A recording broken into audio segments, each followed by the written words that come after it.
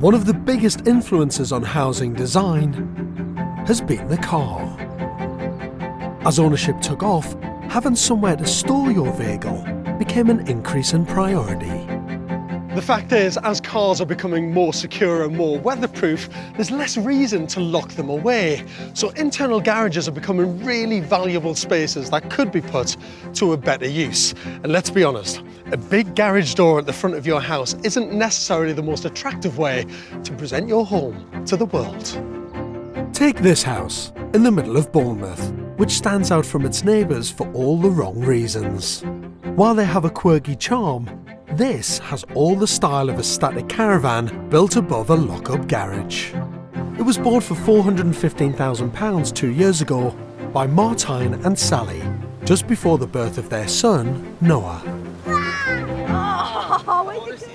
The outside of the house is, I think, the ugliest house in the street. It's very box-like. There's no curb appeal, there's nothing nice on the outside of the house. And the rear isn't any better. With its flaking paint job, worn-out conservatory, miserable windows, and most bizarrely of all, no back door. It's not nice. It just needs a lot of work. To make matters worse, it's got an upside-down layout, with a mishmash of living spaces across 2 floors. My office, which is downstairs, it's freezing in winter and it's too hot in summer. And then the other main problem is Noah sleeps on the top floor and we sleep on the bottom floor. It's a bit weird when your child sleeps next to the front door and you are a whole floor away. Telecom sales director Martijn is originally from Holland, and it was the couple's shared love of the sea that drew them to this 1980s oddity, despite its problems. We would never park a car in the garage, so it's just at the moment for storage. We have 4 kayaks, 2 paddleboards. 2 paddleboards, 2 surfboards, and 3 bikes. So we do need the space, but it feels a waste to have that as part of your house. Martijn and Sally's home does have a couple of plus points. Its light and spacious first floor living room and an almost tropical garden. But no connection between the two poses a big problem. I love barbecues, I love being outside. It's strange that you have to go through bedrooms to get into the garden. It just doesn't work for us.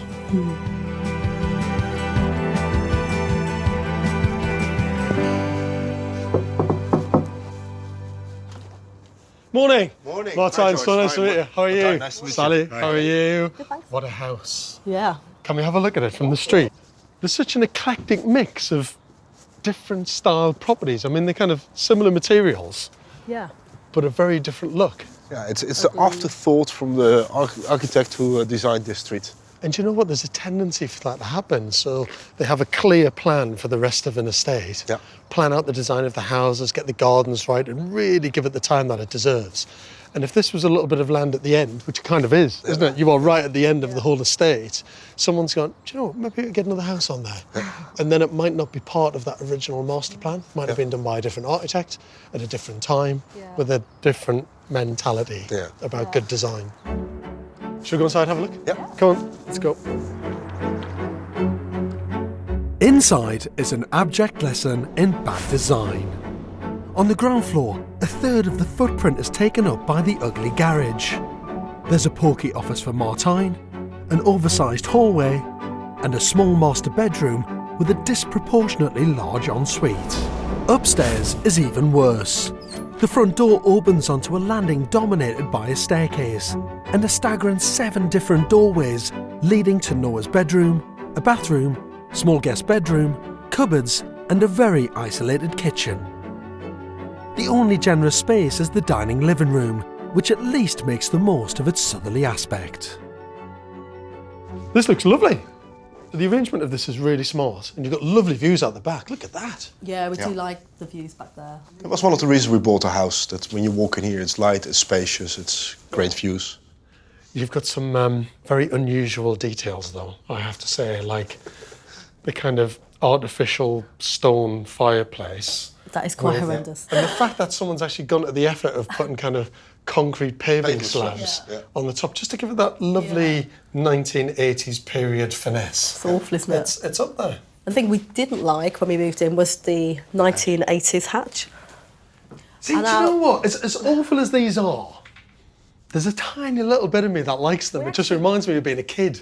We could not survive without the hatch now. It is. So we love it. Yeah. It's bizarre, isn't it? Like, Yeah. And our little boy loves sitting up here and just banging for his dinner. so he kneels up on here. Yeah, and he bangs the side for his dinner. If he wants food. Yeah. Dinner, please. But it's very disconnected, isn't it? I mean, apart from that link, it's completely disconnected from the rest of the house. From the garden, for sure. If we want to entertain in the garden or even go to the garden, it's quite a trek. Just talk me through how kind of mad that works. Should we start in the kitchen? I'll show you. Come on. I'll show you. Listen. So